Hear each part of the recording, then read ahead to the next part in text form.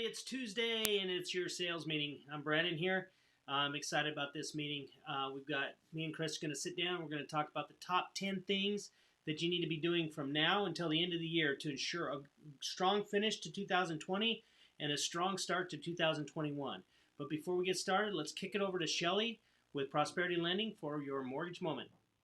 Thanks so much, Brandon. Hi, everyone. Happy Tuesday. Today, I want to talk a little bit about appraisals. We're hearing a lot of noise that some of you may be getting appraisals that may be below sales price. And I wanted to chat with you on a couple of things. I know in the mortgage moment, thanks to Erin Patrick, she posed that question. And so we talked a little bit about what it would look like for a VA buyer to have a low appraisal and if they can actually move forward based on that low appraisal.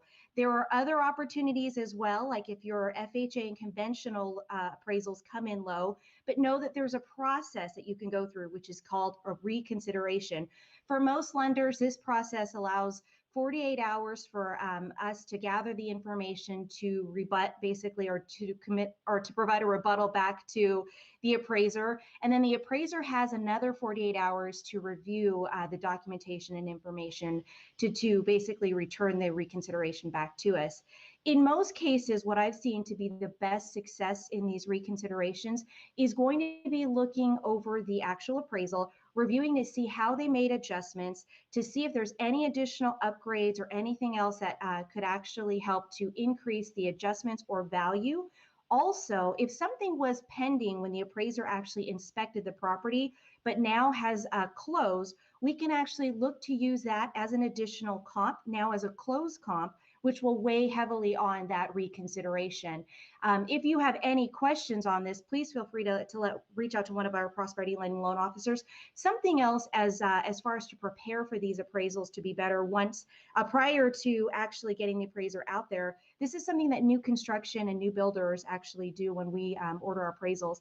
It's to prepare a list of either the improvements that have been done in the home or comps or pendings that you have actually used to make up that sales price. So as a listing agent, I encourage you to go out there and gather this documentation, whether you use it to provide directly to the appraiser, or you email that to the appraiser once they've made connection with you that they're going to come in and inspect the home. Again, if you have any questions regarding appraisals, reconsiderations, how to handle it once we've actually, if the appraisal happens to come in low and you need to negotiate, feel free to reach out to one of your Prosperity Lending loan officers and make it a great week. Back to you, Brandon. Thank you, Shelly. Great information as always. Let's go ahead and get started with, let's bring Chris on and let's talk about the top 10 things. Chris, how are you today? Pretty good. It's like a weekdayer, not the weekender, because it's just you and I. but why are we pre-recording some of this?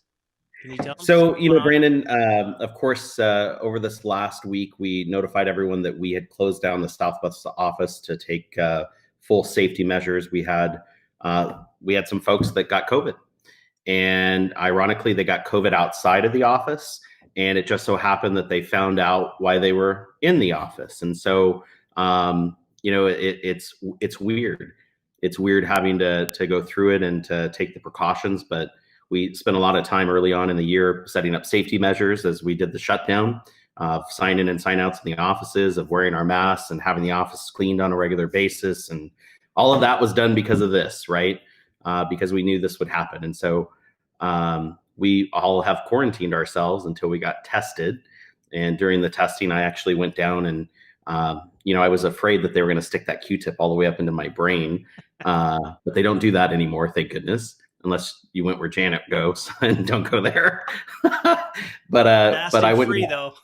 Yeah, I went and got tested. I actually got my results in the same day. I paid a little bit more, and there's some free places that do that. But we had all the leadership team members, all the agents we notified in that office that they'd want to either get tested with a negative test or quarantine for 10 days. And so we had immediately everyone shut down as soon as we found out. We asked that everyone get tested. So myself, my wife, my mother, Patty, I know the rest of the management team in that office, and a number of the agents went and got tested that were in contact. And so far, we only had 2 people come back that had it, which is the 2 we knew about going into it. And the rest of us have so far tested negative, knock on wood. And I'm one of them. But to put everyone's mind at ease, we're 99.999% sure that this did not happen because of the office or being in the office. Tom and I had attended some other events outside, and I know one event we attended that over 6 people have been tested positive for COVID. So our protocol that we put into place seems to have worked. We were going to shut down for 10 days to 2 weeks.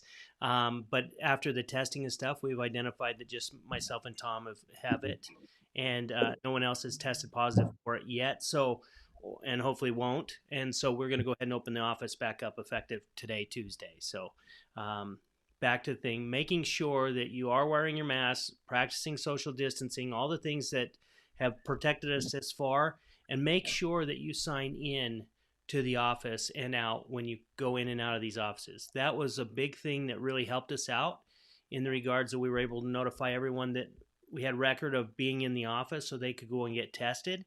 And it also helped us feel a lot better about things as all those tests keep coming back negative. So I know there's a couple more that are out that we're waiting on, but I anticipate good things with that as well. So, and the people that have been tested that are waiting on their results will stay out of the office until they're tested negative or they've finished their quarantine period. So, Brandon, I think it's worth talking about because a lot of times our whole interaction with the pandemic's been through the media and through the announcements. And so I'll share just a little bit about the testing. I literally went online and my wife was looking for a place for us to get tested, and everything said 2 to 3 days to get an appointment. And then it would take 2 to 3 days to get it back, and some charged and some didn't. And so I found that testing has become dramatically easier. It was actually my first time getting tested, and I passed. I didn't have anything. But it only took, yeah, right. It only took literally 2 minutes. We ended up finding a place downtown where we waited in line maybe 5 minutes, filled out our paperwork, tested, and we ended up getting our results the same day. And so we're going to build a little resource information sheet, learning from this of places you could go to do that fast. And this will happen again. I mean, we know as we come in contact with people either outside of the office or here, once they notify you, the protocol should be that you quarantine for 10 days or you get tested with a negative test. And we'd ask that if you're not in the office, but you get it somewhere else, don't bring it in with you without doing those steps for everyone's protection. But you got it, and you didn't really have any symptoms. I mean, did you run a fever? Yeah, so I came down with it Tuesday. In the office, I started to feel sick and a headache. So I went home actually early. I went home about 2:30, 3 o'clock. And that night I had a pretty bad fever and really didn't feel right the next morning. I didn't feel good. At that point, I'd already known that Tom had tested. So I was pretty confident that I had it. So on Thursday morning, I went down and tested, and lo and behold, it did come back positive. But from that night, it's just progressively gotten better. I've been one of the lucky ones. I really haven't had a bad night, and other than that, it's felt like a pretty bad cold. Sure. Except for the most annoying thing has been the loss of smell and loss of taste. Takes a little getting used to, but I don't even know if I smell anymore. Well, you never had any good taste, so don't worry about that. Right. So, but every day I feel better, and through quarantine, I should be good to go Sunday, unless something progresses differently. But they basically say you test, you quarantine for 10 days, and if the symptoms are gone, then you're good to go. No need to retest, but yeah. So we're hoping for the best. You did a lot of research on CDC guidelines during that time, just like the WebMD whenever something's wrong, and I was pretty amazed by the fact that it states, after the 24 hours after your last bit of symptoms, after that 10 days. So that means either the cough or the loss of smell or the headaches or the fever or any of that. And most of the people I know that have gotten it, a lot of them didn't have a fever. I mean, maybe very quickly, but I think a lot of people perceive that it would be 10 days of a fever, like a horrible, horrible flu or cold. It doesn't sound like the majority of people get it that way. Yeah, I think some have, and I think early on it was a lot worse. Sure. But so I'm just counting my blessings. It's not as bad as I anticipated, and I know I'm one of the lucky ones. So, well, glad you're doing okay. We had a number of events that we had scheduled, and so we also have talked and decided that maybe with everything going on in the state, of course, the governor this week also announced that he had it. And he was pretty stern with the entire state a couple of days before, I think. I don't remember the day he did the newscast, and said that, with the uptick, he wants to see things kind of settle.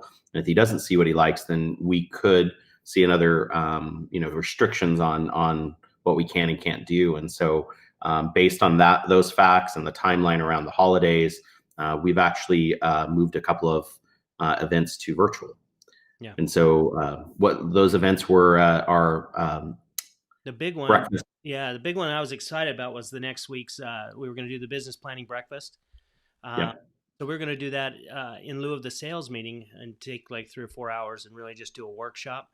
But in light of all this and the governor asking us to hold back on things, I think we've elected to make that a virtual event, right?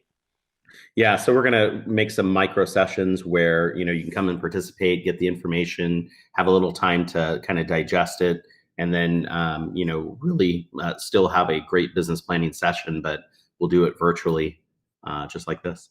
And it won't be 4 hours on Zoom, so we'll do it in No. So That's not my business plan. But I think it can be just as effective because at this point you'll be able to work on a little bit of stuff, go back, have some accountability as you come back with tasks to complete the next steps, and I know then we can walk them through the process of actually building a plan for next year. Yeah, absolutely.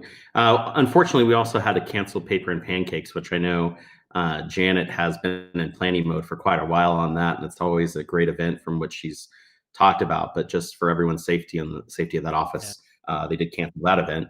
Yeah, and that was really designed around the fact that it is a public event, and we would have public people coming in, which we can't. We don't know where they've been or whatever. So I just safety wise for everyone, we just felt like that was the best bet. And I want to be clear too. We're not canceling being in person in the office. We're not canceling any of our in-person trainings that we have. We're looking at the greater good on these large events that we were going to start rolling out. And so that's what we're rolling back. We're coming up around the holidays, and so many of the locations have holiday parties, and that's still on the docket. That's still in the works and plans. And so for right now, we don't see any reason why those would change. Yeah. And so everything else will continue as it was before this meeting.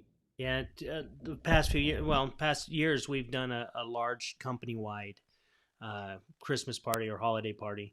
Last 2 years it was at Springs Preserve, real nice. And I'm a little disappointed that we're not going to be able to do that this year, but what we've elected to do is just do them in each individual offices. And we're asking you not to crash all the parties, and not because we don't want you to be at all the parties. It's just for social distancing and keeping the numbers down. But you will have a very nice party in each one of the offices. And so we still want to celebrate with you, and we'll all come by and make sure we say hi as well. So yeah, looking forward to it. It's going to be great. So you mentioned it last week, and now it's a week later, but we only have literally 44 days left in 2020. Thank God. And that means that anything that you're working on right now, you got to get it into escrow immediately if it's FHA, so it'll close on time with all the holiday time off for the closing, the holidays listed in there. So not very much time left. Not at all. So what should you be doing this last 6 weeks of the year, and that's kind of what we want to talk to everyone about on this sales meeting is how do you finish this year strong and set yourself up to be to kick butt next year. So you and I both agree to come up with 5 items that we feel are the most important thing that you can do, and that will make our top 10 list of things that you should be doing in the pandemic. And since you own the place, you can go first. I'll go first. I think the first thing would be to don't neglect your existing clients and existing SY. Now is a perfect time to reach out to them, whether it be with the Thanksgiving Day card that you're thankful for them, a Christmas card, a New Year's letter. I used to do those when I was an agent, just sending out and saying basically what my goals are next year.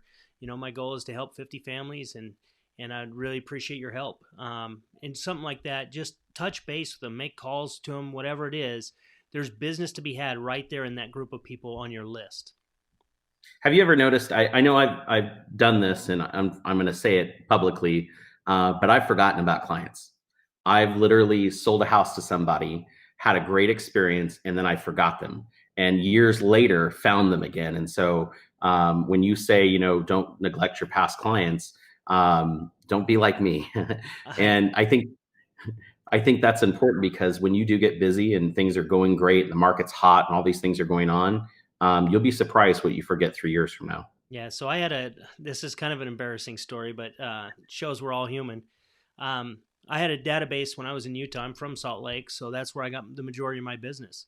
And when I moved down here to Vegas, I would come down to basically sell franchises, so I wasn't really selling real estate. And so I neglected that database, stopped marketing to them and everything else. And one day I got a call from one of my past agents that worked for me, and he said, "Hey, I've got this guy that's moving to Vegas. Can you help him?" I said, "Sure." What's his name? He said, "His name's Ernest." I said, "Okay, cool. Just have him call me." About 3 weeks later, I get a call from this guy named Ernest Hughes. Well, Ernest Hughes and his wife Gloria were the very first listing I ever took, right? And he's like, "Hey, yeah, we're thinking about buying a house." I'm like, "Hey, Ernest," and go and talk to him. And I could tell something just wasn't right. And then all of a sudden he goes, "Is this the Brandon Roberts from Salt Lake?" And I said, "Yeah." And I'm then it everywhere. warmed up, and I sold him a house down here and had to pay a referral fee.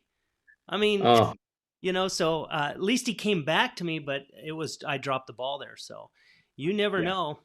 Even if they're moving out of state or you're moving out of state, you need to stay in touch with these people. And I think that leads to my number one. And this is funny, we didn't coordinate our list before. And so my number one on here was connect with your base. Now I didn't necessarily mean past clients, but I mean your base support system. The people that you connect with, the people that you live with, the people that you're related to, the people that you socialize with on Zoom or in public. But what happens a lot of the times is we take for granted that the people we're around all the time will just give us a deal or think of us when they go to sell. And the worst look on an agent's face is when that family member says, "Hey, I'm in a deal and I just wanted to call and ask your advice." Right? Right? I mean, it happens. It happened to me just about 6 months ago. And I literally have been connecting with my base. And so it was really upsetting when it happened. But I think the point is that at the end of the year, just like my diet, it starts over at zero, and it's a new day. And so I think the point is connect with that base of people and make a fresh slate, a fresh start with them, and just share that you're happy to be in real estate and that you're happy to connect with them. Yeah, I have a story on that too. We really can't take for granted that our base, as you call it, knows how we make a living. A lot of them think you got your real estate license, you go work for Signature, another real estate company, and you're just fed clients. When I first got in the business, my dad ended up buying a house down in Mesquite. Again, I lived in Salt Lake, and I was furious. And I was like, how could you do that without talking to me? And he says, it was an impulse decision. And my dad's never done anything impulsive in his life. So I know he'd been down there multiple times. And then I got to thinking about it. It was my fault. I never told him that I could help him anywhere else outside of the state. And so Sure. we take for granted that they're going to give us business or help us, but they don't know unless you tell them. I think that leads to a subcategory on my one, and that's your spouse. I think a lot of times, in our business, your spouse or significant other or your partner doesn't know what you do all day, and they've seen a few episodes on HGTV, and they think that you hold 3 open houses, and someone just calls you up and says, "Hey, I want to buy a house," or "I want to sell my house." And I think that one of the things I had to do early on when I connected with my base of people is a lot of people in my base like my wife better than they like me, and so it was important that like everybody else, that she understand exactly what I do and how it generates business, because she was the person probably going to sell them on why to call me. And so if you haven't done it and you may be in the business for a period of time, sit down with your spouse and significant other and explain to them what it is that you do all day and how your database and their help can affect your business. And be honest. Yeah. What do Yeah. you do all day? What do you do all day? Maybe it's better So what you what should be doing. what's your number 2 or your number 3 for the top 10? So I've got a lot of them here, but I think the one I'd like to touch on is just to have clear goals. I mean, what do you really want next year? And and determine that. I think a lot of us just go into the year without really having a plan or even knowing what we want. You can't really have a plan if you don't know what you want. Um, I like to go into the year with set written goals, because it seems like when I write them down, I achieve them, and if I don't, I don't. Yep. I think that proclaiming things to yourself and to your mindset is really important to achieving them. I like the creative planning session. I've done this with you before, and we've done it with our group. We're going to do it again pretty soon. But I like to go into a room of boards on the wall or sticky notes. Just don't write on the wall. I've tried that. And write out all the ideas in my head, all of the great things that I'd like to do, or services that I'd like to provide, or, all the systems. And I like to put them all out there. Nothing's too crazy. Nothing's unattainable. And I write them on all these lists. And then I go back with a red marker and I circle the 10 that mean the most. And that's my initial goals, for things for my business. And then from those goals, we create a plan. We create metrics that we measure to see where it's going. And I think that, you can business plan any way you want. We're going to give you a template to do it through. But if that's all you did, just getting your brain to clear out and understand what's there is huge. Yeah, I just went through a Circle of Champions deal out in Destin not too long ago, and they had a guy by the name of Keith that talked, and he talked about kind of like what you just did. We always throw these things up there that says we want to accomplish all this stuff, and we put all this stuff on the board, and it becomes overwhelming. And the more you put up there, less likely you are of achieving any of it. And so if you really narrow that 10 or less, and he recommended like your top 3 to 5, that you're more likely to achieve that stuff than just all over the place. And what you'll realize also in doing that and actually putting it all up there on the board, like I say, put everything up there, you'll find a lot of the stuff tie together. If you get this one thing you're working on, all this other stuff comes together anyway. Yep, absolutely agree. Well, my number 2 and number 4 for the purposes of our top 10 is add a new business stream. I think that a lot of times agents become, one-tracked, tunnel vision, and they're like, oh, I have this great network of people I know through my church, and that's going to give me all the business I've ever wanted and I'll ever need. And then, something changes. Another realtor joins the congregation or whatever happens. But I think it's important that you have multiple sources of business or multiple income streams, such as, creating an open house schedule so that, throughout the next 365 days, you've got 100, 125 open houses you're going to do to help your business, or create a farm.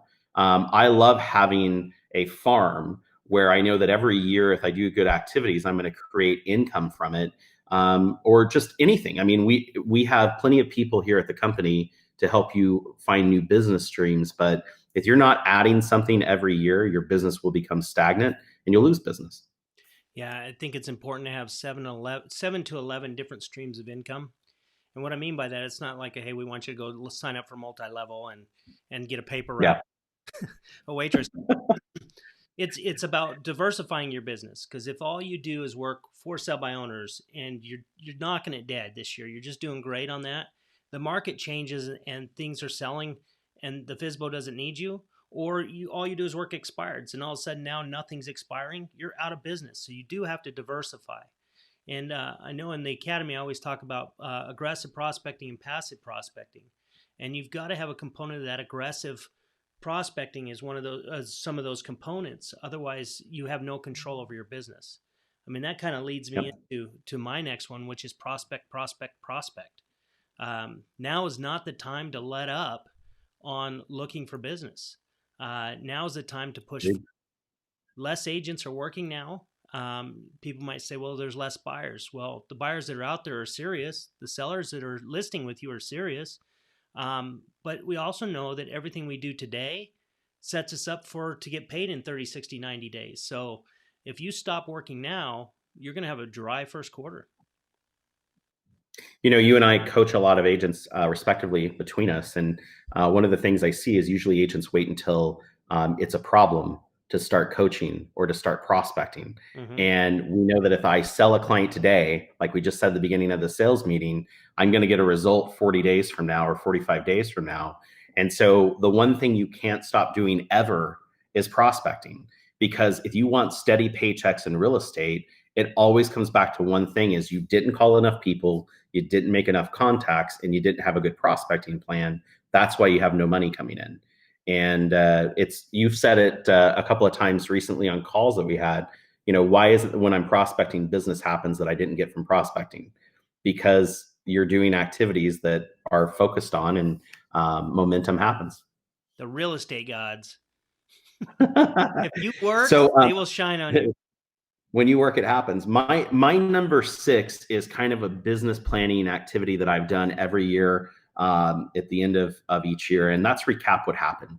And what I mean by that is I take every single transaction or possible transaction that I had, and I digest everything about it. What did I get paid? What did the transaction look like? What was the consumer experience?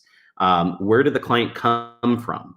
What activity did I do some point in time that generated that client that created value for my business? And I just like to, I'm an analytic. I like to sit down and go through all of the numbers and my spreadsheets and things. And so I really do like to sit and trace what happened. And I'll give you one better. Had a friend of mine, I've never thought of doing this, but he studied genealogy and did his whole family tree. And so one of the things he did for his business is he created his real estate family tree. Oh, wow. And he literally took the beginning clients of his business and he wrote all of these branches from where they came from. And it was amazing to see because, Jenny, who he met 10 years ago, gave him 15 real estate clients, and all of the people that shot off from those. It's just cool to think about, but great exercise for business planning. And you think about how he met Jenny. It could have been a cold call, could have been an open house, could have been just wearing your name badge. I mean, it could have been any reason that one person changes your entire career. Yep. I think that's neat. And I know you're very analytical. It's causing me to look at things more detailed as well. But that would lead me into my next one, which would be analyze your business. And not just, it's about knowing your numbers, knowing where your business comes from, knowing where you spent your money, knowing where you spent your time, where could you have gotten better? Where did you fall down? Where did you waste time? I mean, really just being truthful with yourself on why you have the production level you have this year. I find at the end of the year, it's a great time for us as broker owners to recruit. And the reason we can recruit so good at this time of the year is because everyone's looking for this magic answer. And they think that it's something my broker did or something I wasn't offered or something like that. The grass is greener on the other side. Why that works good for us in helping us build our company, it works against us, and it really works against the agents when they think that they can go out there and just change brokerages and everything's going to change. Until you analyze exactly why you are where you are and be willing to change those things, nothing's going to change for you. It makes sense because there's not a business in the world that doesn't go over its profit and loss statements every year. They don't go over their marketing strategies every year. I mean, people point at what's easy, and what's easy to say is it's not me. It's never me that would cause this. It's something else, right? And usually my biggest business problems have lied with me, not with my system or my service or anything else. It was with what I thought. And until I was confronted with the truth, I thought a lot of things, right? And I think that's a huge part of that exercise. It leads into mine. I can't believe how well these lead into each other, but a long time ago, I was taught a system called start, stop, and continue. And when I'm analyzing my business, I literally pick a few things that I'm going to stop doing. They have no value, they make me no money, and they just suck the life right out of me. And I'll give you an example of that. I fell into the thing this year of buying a lead system because I had extra money and I had good closings coming in, and I thought, wow, I'm gonna buy this extra lead system and just put gravy on top. And the leads stunk. The system was a pain in the butt, and so I'm going to stop it. I'm not going to have it this following year. Now I'll probably replace it with something better or a better system. But if you don't analyze these things, you never know. I like to start new things, and so one of the things that I put in place is I wanted a better system for tracking numbers for my business, and so I got a better CRM that had a better component for that. So I'm going to start that this year for me, and I'm going to continue to prospect, right? Like you said before, if you're not prospecting, you get no business. And so I've continually added new things to my prospecting strategy. And that's basically it. You find those things in your business that you're going to start, stop, and continue. And that's how you easily formulate your next business plan. Yeah, I think it's also important that you, before you just stop things, that you actually give them the time necessary. Because sometimes we invest time and energy into something and then we just give up on it, right? So I think before you start something, make a commitment to the amount of time and resources that you're going to put towards it, and then do. Yep. And then if it doesn't work, then that's fine. But we waste so much money starting and stopping things all the time without giving them a fair chance to go, and chasing for that next shiny pill or whatever it is that's going to make us rich. And so So have a it's plan. funny you say that, because on my lead system that I bought, I gave it 9 months. I told the lady, I said, when do you see results usually? And she said, within 4 to 6 months. And I know anything in real estate, 4 to 6 months. So I contracted for 9 months. That was the group. But you make an interesting point. As real estate agents, start a lot and finish little. And if you really want to see the best example of it, go pick up a Homes Illustrated, because we all know that anything that's listed like that, that's going to give you value, takes a long period of time. And if you flip through the pages of that magazine, you're going to see a lot of people that are there 1 week and gone the next. And it's very indicative of our business. But I absolutely agree with you. It's just like farming. You can't farm for 12 months. You got to farm for 12 years. I mean, it's a long-term play, and that's why it has to be accessible and easy to do. All right. So what number are we on? Is this 10? It's your number 9. It's your number 9. Well, you do your number 9. I'd like to bring my number 9 as 10. Okay. So my number 9 is do something to improve yourself, not your business, not anything else, but you as a person. Whether it's taking jujitsu, or it's getting a gym membership, or it's starting that diet that you've always wanted to do, or better yet, changing your mindset or upgrading your mindset. Of one that I've always loved is the Think Big programs that are out there. I know Mike Ferry has one where it's literally a call every single week just about thinking big. And what he means by it is, what would it take for me to buy a yacht? Right? And a lot of people would say, well, wait a minute, unless you have $1 million in the bank right now, how are you going to buy a $20 million yacht? And it's his whole point of, well, until you actually think about it, until you actually put out a plan to do it, you're never going to buy a yacht. But it's about, empowering yourself and what you could do to make yourself better. So I say, find something to improve. I like it. And that's how do you know you want to buy a yacht if you never tell yourself you want to buy a yacht, right? And so Right? You can't be seasick. Has to start somewhere, right? And so you have to think about what you want, and like you're saying, open it up. Don't make it all about business. I mean, really find something that's going to make you happy this next year, because I know when I'm happier, everything else seems to work better too. So one thing I'm going to add to that is the 1% plan. And I don't mean 1% listings. I mean 1% changes. And I remember watching an article a number of years ago about a guy that literally, when he went into the office every day, he said, I'm going to make something in my business better by 1%. And at the end of 10 days, I'm 10% better. At the end of 100 days, I'm 100% better. Well, we usually have years that, did we do anything to improve ourselves? And so it's also another piece of that, is that you can take and make a little change for a positive impact every day. And it doesn't take much, just a little bit over time. There's a good book by Darren Hardy called Compound Effect, and just talks about that. I mean, you don't build muscle overnight. Build muscle by lifting weights every single day, doing the little things. Yep. I also read a book I'm called the Cold Call Techniques That Really Work, and it's a good book. And in it talks about this story where they had this top insurance guy in the country, and they call him up on stage, and he wins it like 5 years in a row.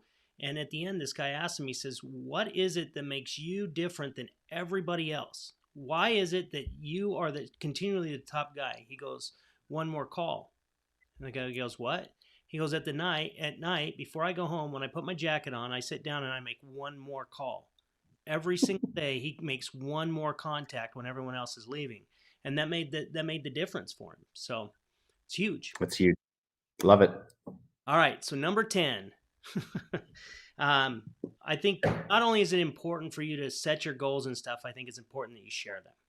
And then I think it's important that you get involved in some kind of accountability, whether it be a coaching, a mentor group, or something. And yeah, we offer them here at Signature. You can coach with myself, Chris, Vandana, Shelly's coming on as a coach, Tom Blanchard. We've got sales managers that are coaching. We're doing pod calls.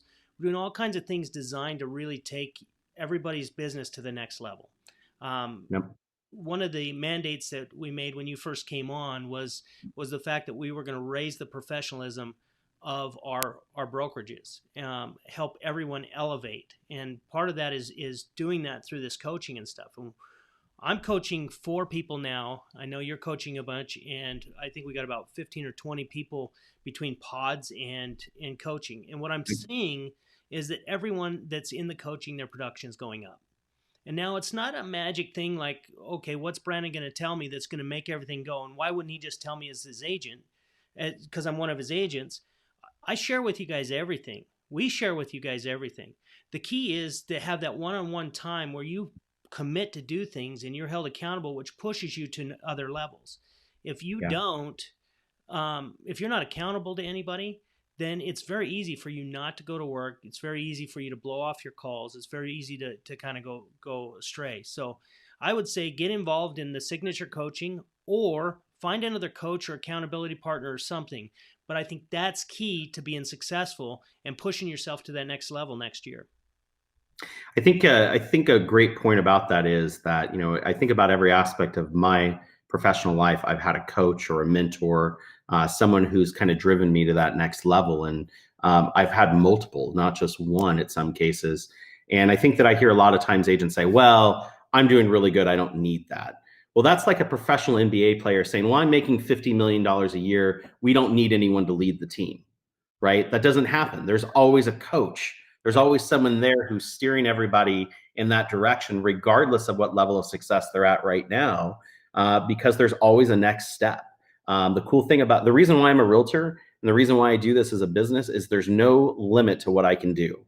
Right? There's no one that put their thumb on top of me and said, you can't make any more money. You can't sell any more houses. Sky's the limit. And so if you're brand new or you're newer or you're seasoned and you haven't hit the level that you've always dreamed of, you need a coach. Right. And I think you're right. The program was made to be supportive, not required. And so if you don't want our program, you find anything that works for you. We want you to be successful.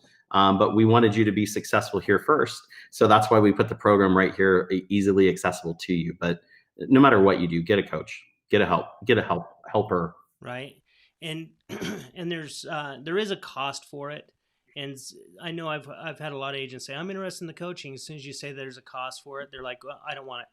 Well, the idea is this. It's designed to help you make more money. And if you really want to push yourself, then you've got to be vested in it as well. I mean, you're asking a coach to spend 30 minutes a week with you one-on-one away from their time, right? I'm coaching that's 2 hours a week. Plus we have a weekly coaching call, which is another hour. All that stuff adds up and pulls away from other people's business. If they want to share that, they need to be compensated for one, but for two, the value in it is really from you being vested in it. I went through that Man Wealth, the immersion, right? And at the end of that, they offered a year-long coaching program. And it wasn't cheap. It was $30,000. And when he said $30,000, I about choked, right? I'm like, you got to be kidding me. Who would pay $30,000 for coaching? You know what I mean? For a weekly call. Well, this guy did. And at first I started thinking, is this worth the $30,000? And they were group pod calls. And I said, is this worth the $30,000? And I had to look and go, it's worth the $30,000 because everybody on that call made the same commitment that I did to be on that call. It was a serious call. People were there for results, no BS. And what happened to my business, it grew over this past year. I was able to finally get you to come work with us. A lot of that coaching helped us through the time through COVID. All those kinds of things lined up.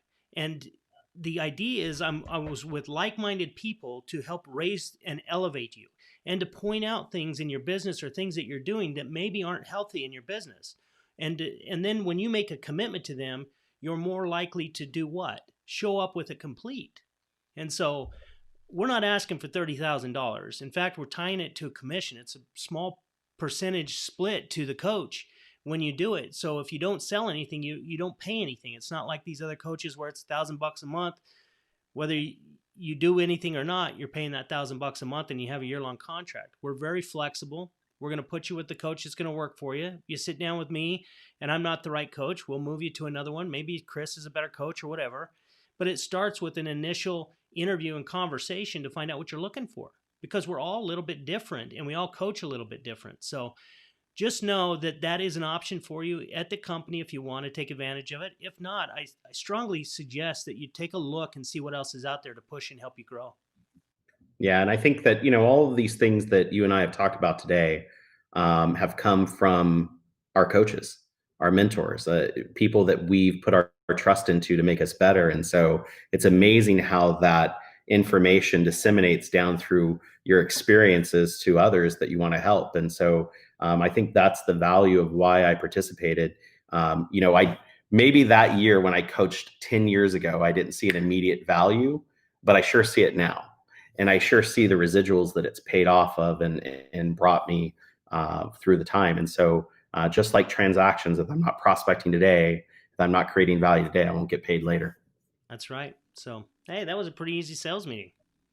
That was great. The important thing is, top 10, top 5, don't be a convention agent. Don't write down all 10 and do nothing.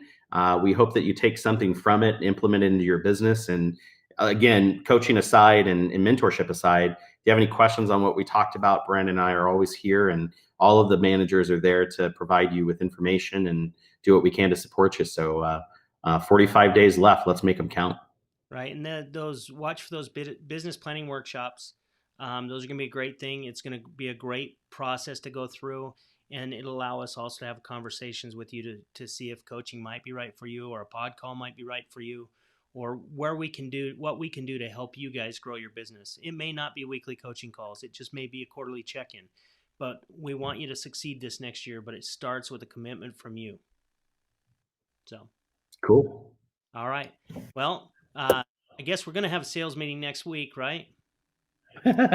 Always. All right, because we were going to do that breakfast. But we'll see you online or in the office, or we'll see you next week. Take care.